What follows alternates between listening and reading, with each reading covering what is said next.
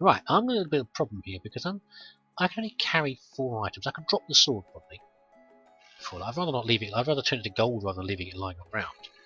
But what I need is the ability to carry more objects. So I wouldn't mind going over here. Where can I go to buy that? I can buy a mule from somewhere. Can I buy a mule from here? I don't think I can.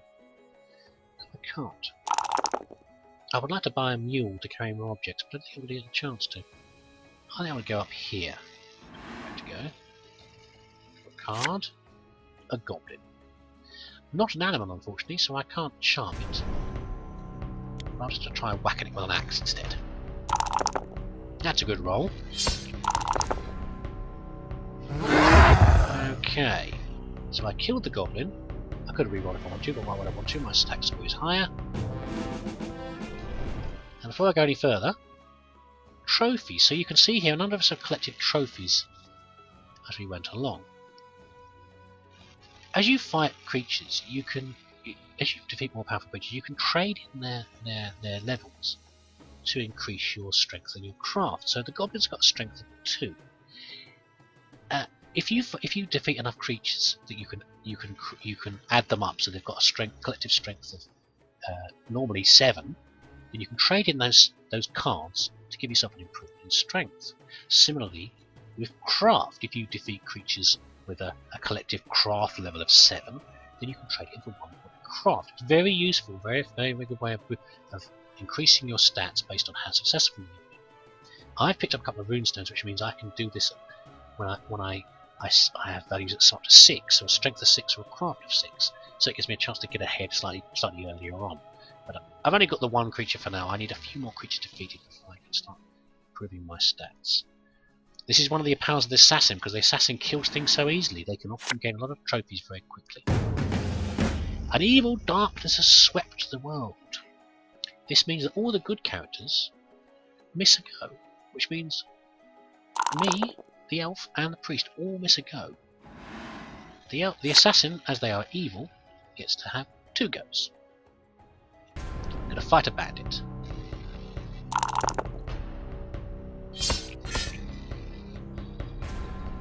Oh dear. Okay, so the assassin tried to assassinate the bandit there. The bandit had a slightly higher strength, and the assassin got a very low dice roll, which means it didn't work. So they had to spend one of their fate points to add 2 fate points to get a successful win there. Now, if you're about the assassin's about to trade in their trophies. 3 plus 4 equals 7. So now they're going to go up to strength 4. The assassin is rapidly getting scarier. We miss another go because we're all good, and the wave of darkness over here. I missed it. We all miss a go. One assassin, have another go with him. No, the priest has got another go. He must have drawn the card that he's casting a spell. That's a bit aggressive, really. A destruction spell will destroy any card you choose on the board. In which case, we decided to destroy it was quite a weak ghost. Never mind. No, quite weak shadow. The ghost card's been drawn, so the ghost is now going to appear in the chapel. So this is a card where once it's drawn, it doesn't necessarily appear in the square where you drew it from. The ghost appears in a random location on the board. In this case, go in the chapel. It's got a craft of 4, so someone at some point will have to go there and fight it. Probably one of the good people, because the chapel's a useful place for us. If you go there and you're evil, you lose a life. If you go there and neutral, you can heal your life by spending gold. But if you're good, you can go there and you can get healed for free. Heal all of your injuries for free. And also you got a chance to pray over there as well. But if any of us wants to go over there now, we're going to have to fight that ghost before we get a chance to use those abilities. The assassin has gone up there and has drawn the maiden, another follower, which improves your craft level. How are we going to do it? Let's see. We could go and punch the elf, but I don't see the point particularly, so I'm going to go and draw a card. Punching other characters is good fun, but you really need to find items. Oh dear, okay. A storm's reached this region. All characters in this region must miss 1 turn. When they say region, they mean this is a region, this is a region, this is a region. So if any of us were in here, we would miss out on this effect. But as it is, basically we all miss a go, and the overall result is nothing. Because we're missing. Yes, yes, come on, flick your way around. Back to me. And onto the elf, as per usual. The Enchantress. This is a bit of a risk. So, like the village, there's a number of things you can do over in the city. Well, you can visit a doctor and heal some injuries for gold. Visit the alchemist and turn objects into gold, which is what I'd like to do with the sword if I get the chance. And the other option is to visit the Enchantress. She's a real mixed bag of fun, she is. Half of the results will be negative for you, one of them particularly being turned into a toad, and half positive. It's always hilarious to see the cobs love wandering in here and trying to use it. Let's see what happens. Hopefully something really awful. No. Gained a craft. I always think this is a bit of a risky square to go to. I don't like going to see the Enchantress. Oh, what's going to go on? The assassin is going to cast a spell, or the priest is going to cast a spell? No, the priest is casting a spell. He's going to steal the maiden away from the... He uses mesmerism, which is a spell that takes followers away from other characters. What a jerk move! As I said, just because they're good doesn't mean they do nice things to each other. So now the priest has a lovely craft of 6. A sorcerer.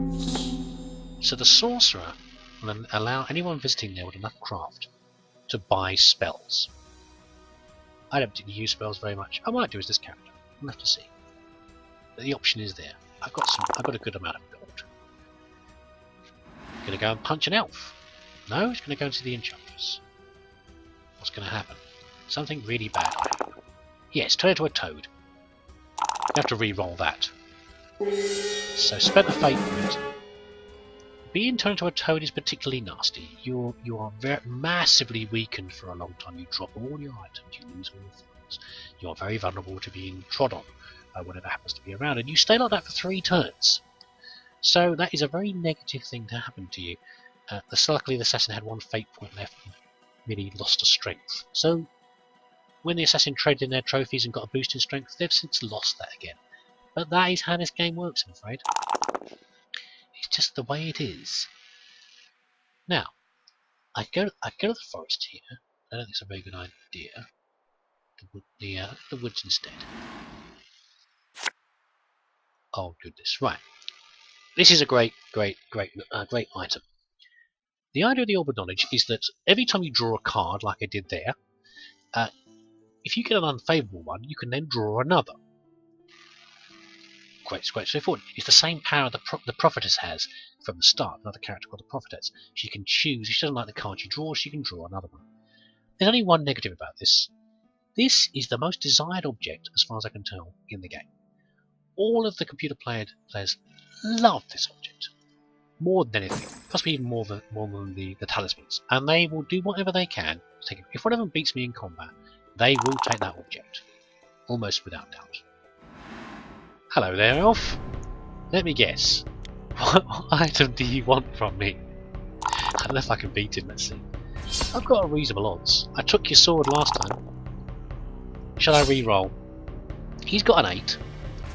1, 2, 3, 4. I have to roll a 4, 5 or 6 to beat him. I think that's worth a gamble, isn't it really? No. Let me guess.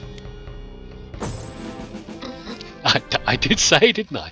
I did say they love that object. I don't know what it is about them, but the only good thing about that is they're going to tussle over it for the next however long. A wild boar and a unicorn. Okay. I don't think you're going to be... Even though you've got strength to, I think you should be able to beat a wild boar. If you don't, it will be quite funny. Sausages for supper. And you also gained the unicorn, which gives you a plus to strength and craft. It's a fabulous thing. Oh well, the orb was nice while it lasted. Oh my goodness, who are you after? Leave me alone. You're after my talisman, aren't you? You're going to assassinate me? Oh, I hate the assassin. Well, I can't win, can I really? Oh my goodness. You didn't beat me. So that was the only result in which I could have won that. Assassinated so I couldn't roll for my stats. And when they are down to one fate point, they tend not to spend this fate point unless they really, really have to, such as a a possible toad result. So I was very lucky there. Oh, well, never mind. Goodness, you lot have really got to put it in for me, haven't you? Where shall I go? Don't know. I'll leave you lot to fight it out over here. I'll see if I can... Oh dear. You're visited by a devil. If you are an evil alignment, you gain 1 life. If you are good, you lose 1 life. This is one of those cards just about whether the alignment makes a difference.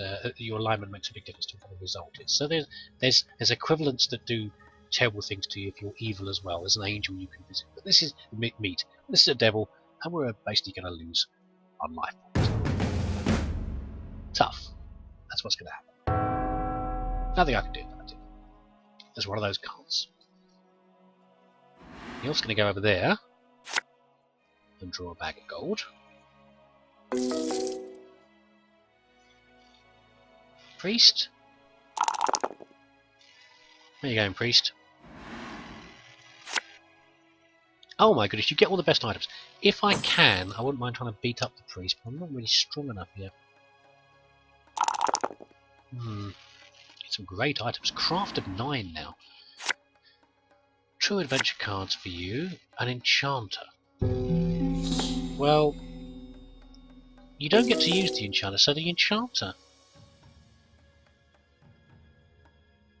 seeks an able adventurer. For the first character landing with a craft of 4 or more, he will grant one of the following. Basically, he will increase one of your stats by 1. But unfortunately, poor old assassin has only got a craft of 3, so it didn't happen. I wouldn't mind getting over here, but the chances of me landing here fairly low. I will head this way, and maybe these guys will miss it. Let's see what happens. Card. Hobgoblin. I'm not meeting any animals. I'd like to meet some animals so I can charm them if I can.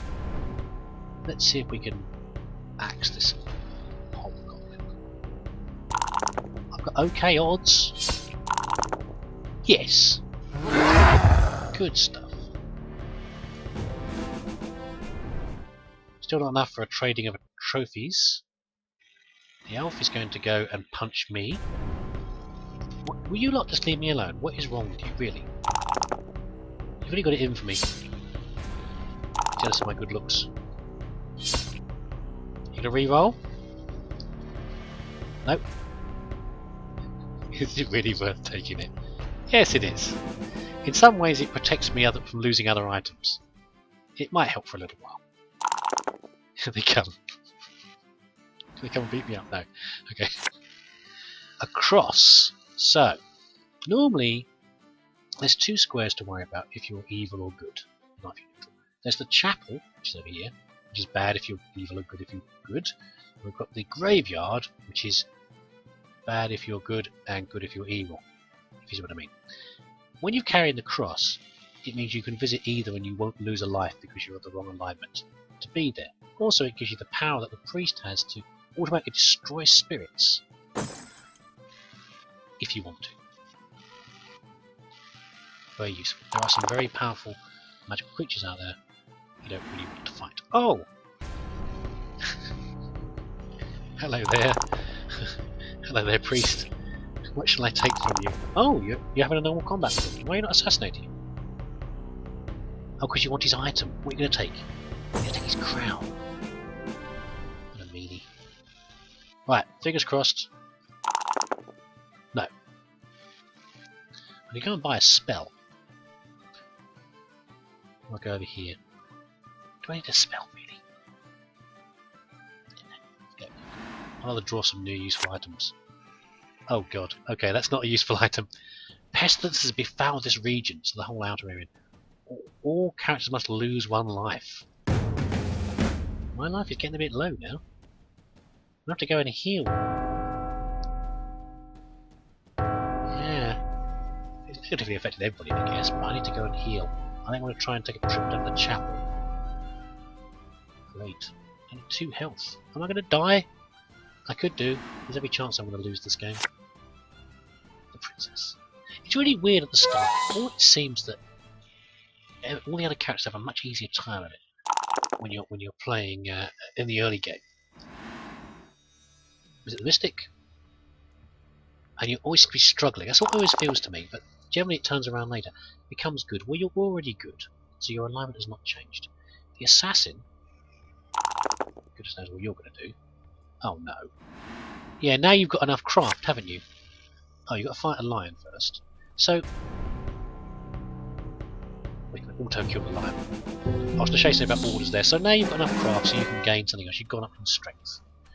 So, next time we see some cards, I'm going to show you this. There's little green numbers on, little numbers and then green circles in there. That's the order in which you meet them. Let's go here so we get close to this chapel. So here there's a 5.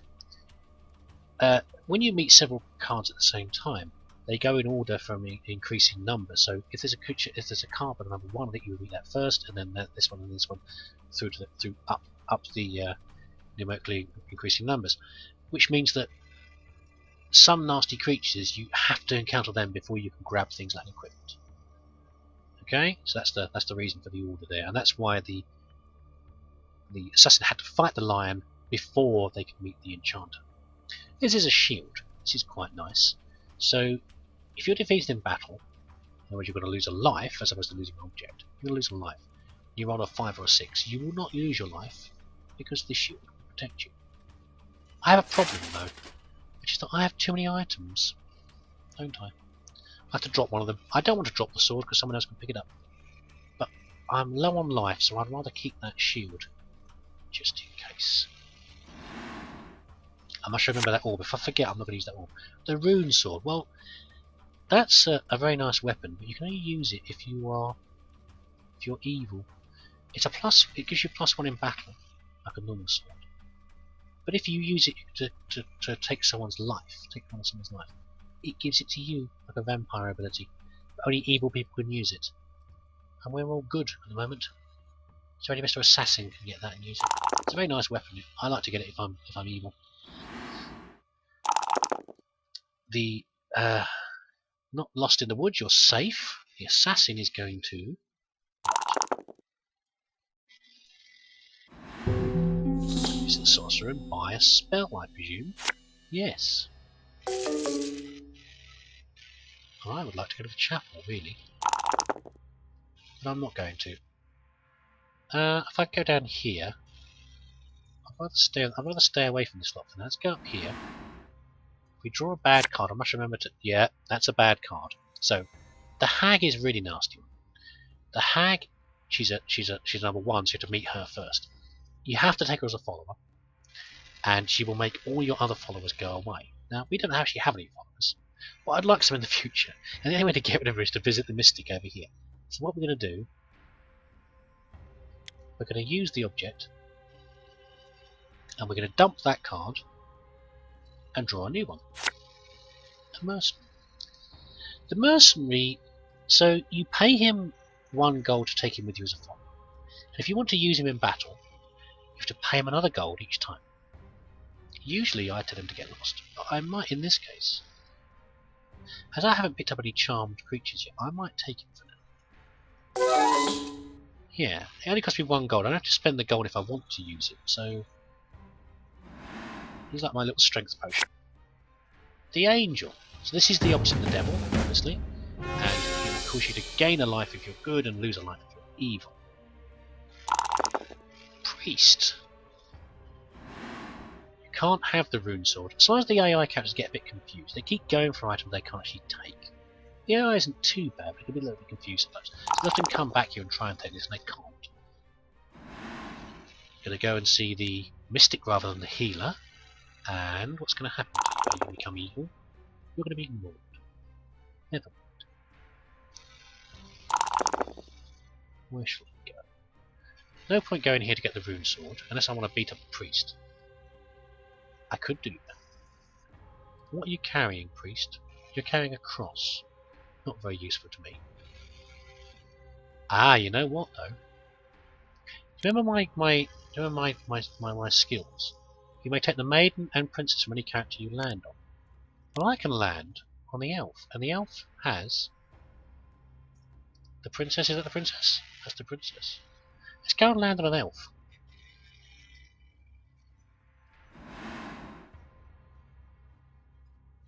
encounter character. He's evaded me. Damn it, I forgot. He's got the...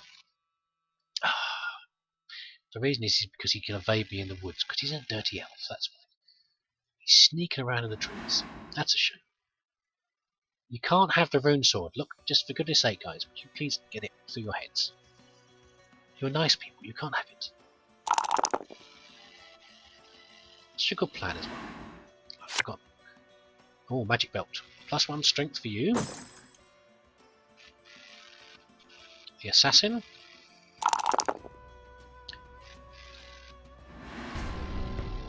Wow, you're going to fight the sentinel. Ah, very sneaky. Okay. So, normally to fight the sentinel, he's got a strength of 9 if you want to get to the inner region. Now, even with their assassinate ability, the assassin isn't quite strong enough yet. They've only used a spell called invisibility. Cast as required, you may evade any creature or character until the end of the turn, so they're using this card to sneak past the sentinel and get to the inner region. Why you want to be in the inner region, I don't know, but there you go. This is generally much more dangerous than being out here, but obviously the assassin thinks they're hard enough to deal with it.